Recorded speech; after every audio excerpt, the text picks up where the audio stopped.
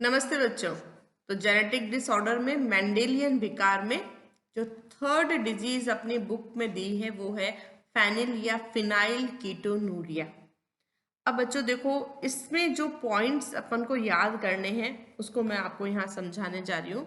तो पहला point, this is again a autosome, अलिंग गुणसूत्र के ऊपर ये आधारित है बीमारी। ठीक है, तो दिस इज ऑटोसोम और रेसेसिव है, अप्रभावी विकार है।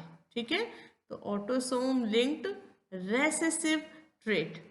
क्लियर, पहली बात। और इसमें जो अलिंग गुणसूत्र का नंबर है वो है क्रोमोसोम नंबर 12, यानी कि गुणसूत्र नंबर 12 के ऊपर एक जीन है जिसमें कुछ विकार आ गया है, कुछ प्रॉब्लम आ गई है जिसके कारण ये बीमारी हो रही है। नेक्स्ट पॉइंट देखो, इसके लक्षण क्या होते हैं। जिनको ये आनुवंशिक बीमारी होती है उन बच्चों में मस्तिष्क का विकास नहीं हो पाता। सबसे मेन बात, मस्तिष्क का विकास नहीं हो पाता। और उनका जो यूरिन है वो बहुत ही गंदी स्मेल वाला होता है। क्यों? क्योंकि उनमें यूरिन के साथ में फिनाइल पायरुविक एसिड और उसके दूसरे डेरिवेटिव्स, दूसरे व्युत्पन्न, इनका उत्सर्जन होता है। क्यों होता है उत्सर्जन? क्योंकि किडनी इनको अवशोषित नहीं कर पाती। किडनी द्वारा इनका अवशोषण नहीं होता तो वो यूरिन के साथ शरीर से बाहर निकलते हैं और यूरिन बहुत ही गंदी स्मेल के साथ में पास आउट होता है। ठीक है, तो ये है इसका लक्षण। मेन लक्षण क्या है? मस्तिष्क का विकास नहीं हो पाना। अब इसका कारण क्या है? इसका कारण है शरीर में एक एंजाइम। एंजाइम का नाम क्या है बच्चों? Phenyl alanine hydroxylase. इस एंजाइम का निर्माण नहीं होता। तो होता क्या है, हमारे शरीर में जो क्रोमोसोम नंबर 12 है, इस क्रोमोसोम नंबर 12 में एक जीन उपस्थित है जिसको हम कहते हैं PKU, PKU जीन। ठीक है, ये जो PKU जीन है ये रिस्पॉन्सिबल है, ये उत्तरदायी है इस एंजाइम के निर्माण के लिए, फिनाइल एलेनिन हाइड्रोक्सिलेज। तो ये जीन इस एंजाइम का निर्माण करता है। अब अगर यहाँ पर कोई जीन में विकृति आ जाए तो सीधी सी बात है, जीन में विकृति आने के कारण इस एंजाइम का निर्माण नहीं होता और इसी के कारण ये फिनाइल कीटोनूरिया या इसको फेनिल कीटोनूरिया भी कहते हैं, ये बीमारी हो जाती है। चलो इसके पूरे प्रोसेस को हम समझते हैं।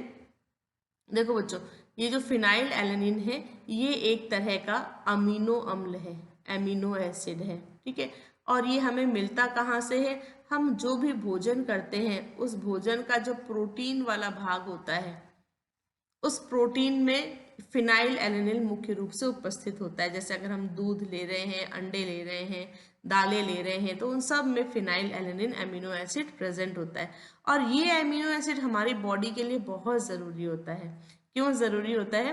क्योंकि इसके विघटन से एक दूसरा एमिनो एसिड बनता है, एक दूसरा अमीनो अम्ल बनता है जिसका नाम है टायरोसिन।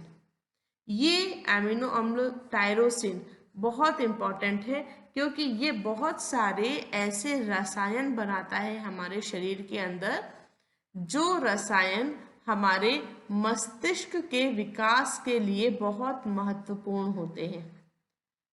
मस्तिष्क के विकास के लिए बहुत महत्वपूर्ण रसायनों का निर्माण करता है। ठीक है, अब अगर टायरोसिन का निर्माण नहीं हो, अच्छा फिनाइल एलेनिन से टायरोसिन का जो निर्माण है इसके लिए ये एंजाइम फिनाइल एलेनिन हाइड्रोक्सिलेज जो PKU जीन के द्वारा बन रहा है, और PKU जीन कहाँ प्रेजेंट है?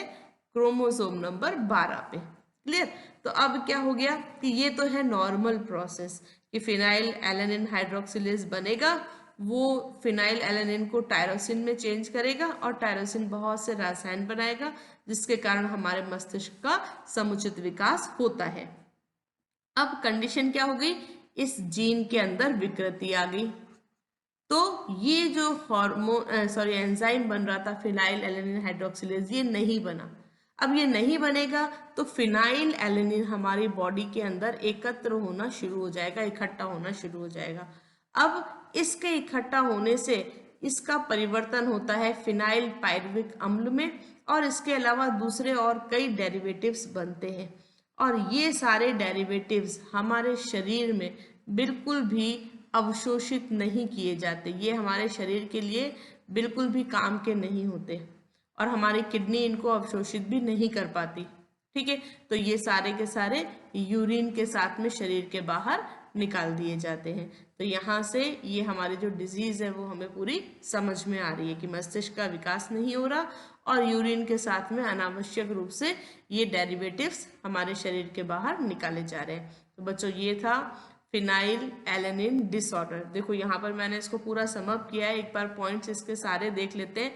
ये कैसा है, अलिंग गुणसूत्र सहलग्न अप्रभावी विकार है। अच्छा, अप्रभावी क्यों कह रहे हैं अपन इसको, सीधी बात है, अपन बाकी सारी डिजीज में भी इसको क्लियर कर आए हैं कि अपन जानते हैं कि कोई भी गुणसूत्र होता है तो उसका एक पार्टनर हमें फादर से मिलता है, एक पार्टनर हमें मदर से मिलता है। ठीक है, अब अगर सपोज फादर का जीन जो है ये डिफेक्टेड है, ये जीन कैसा है, ये क्रोमोसोम नंबर 12 है, और इसके ऊपर ये जो PKU जीन है ये विकृत है। लेकिन अगर मदर से जो ये जीन हमें मिल रहा है ये अगर नॉर्मल है, सामान्य है, तो उस व्यक्ति को ये बीमारी नहीं होगी, क्योंकि नॉर्मल जीन प्रेजेंट है तो ये प्रभावी जीन के रूप में कार्य करेगा। तो ये डिजीज कब होगी, जब दोनों जीन फादर और मदर से जो जीन्स मिल रहे हैं वो दोनों के अंदर अगर ये जीन विकृत है, तभी यह बीमारी के लक्षण व्यक्ति के अंदर दिखाई देंगे। ठीक है, और इस कंडीशन में व्यक्ति क्या कहलाएगा, वाहक, इस बीमारी को आगे लेके जाने वाला। चलो नेक्स्ट पॉइंट देखो, क्यों हो रहा है, इस एंजाइम का निर्माण नहीं हो रहा। तीसरा बात, ये एंजाइम क्या करता है, ये फिनाइल एलेनिन को टायरोसिन में चेंज करता है। अब अगर चेंज नहीं हो रहा तो क्या हो रहा है कि इसका फिनाइल एलेनिन का एकत्रण हमारे शरीर में शुरू हो गया, और इसके कारण ये बहुत सारे दूसरे डेरिवेटिव्स बना रहा है, और ये डेरिवेटिव्स क्या कर रहे हैं, ये यूरिन के साथ में बाहर निकल रहे हैं। अब चूंकि टायरोसिन नहीं बन रहा, इसलिए बहुत से इंपॉर्टेंट केमिकल्स, रसायन जो हमारी बॉडी में बनने चाहिए वो भी नहीं बन रहे, और उनके कारण हमारे मस्तिष्क का विकास भी नहीं हो पा रहा। ओके, तो ये था हमारा मेंडेलीय विकार फेनिलकीटोनूरिया। फिर मिलते हैं गुणसूत्रीय विकारों के साथ में। Okay bye.